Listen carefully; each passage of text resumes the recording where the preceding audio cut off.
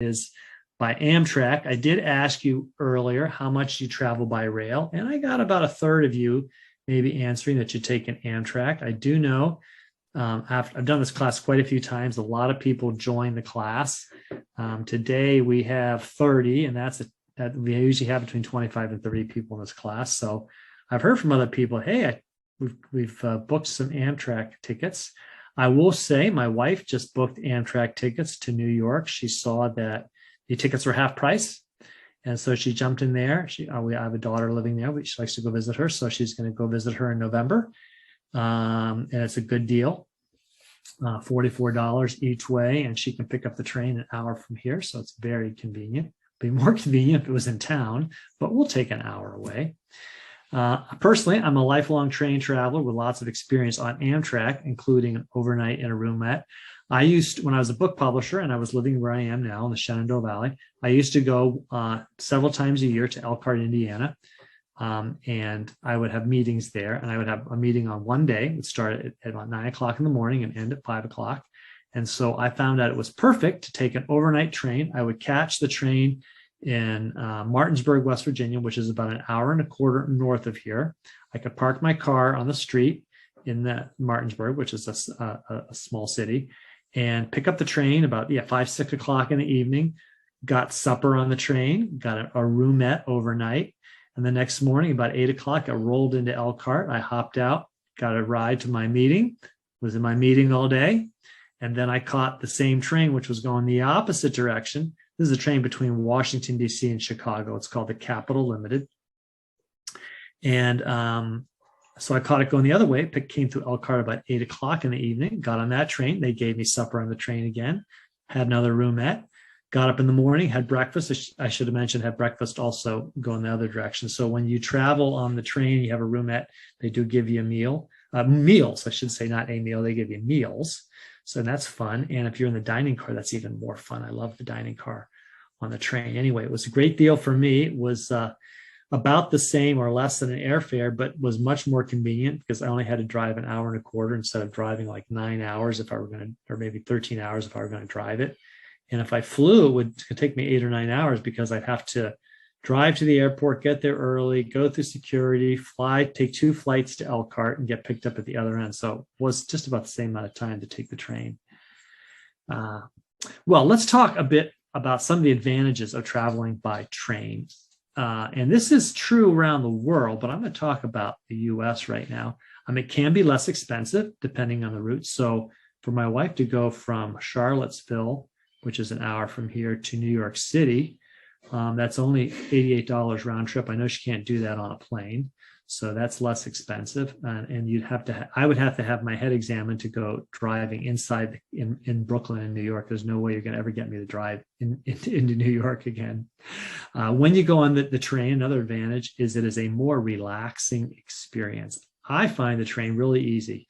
It's not a stress to get on the train like it is to board an airplane where you got to go through security, go to the gate, board, and I'm not complaining. I love to fly, but the train is much simpler. You just show up at the station, show them your ticket and wait on the platform and get on and you find your seat. So it's very relaxing. And on the train, you can do work, you can read, you can do whatever you want, watch a movie on an iPad, I suppose. Another nice thing about the train is it delivers you from city center to city center. So if you're flying between 2 major cities, so let's again say Washington, D.C. and New York, you have to get out of the city to the airport. That takes time. And again, you have to build in time for security, for getting to your gate, etc. And so Washington to New York delivers you from the center of Washington, D.C. Union Station in Washington is right near the Capitol, to they call it now Moynihan Station in New York. Was formerly the Penn Station, Pennsylvania Station in New York. So city center to city center, that's a great advantage. It is also the most environmentally friendly, and I'll show you a chart of that in a minute. And you usually can get a very easy connection to bus services. All of the big train stations in the U.S. that I've been into recently, in the bigger cities, also that is the place where that's one of the centers for bus connections. So sometimes my wife's even taken the bus from Harrisonburg up to Union Station, which is, about a 3-hour bus ride. So it's faster for her just to get right over with me to Charlottesville.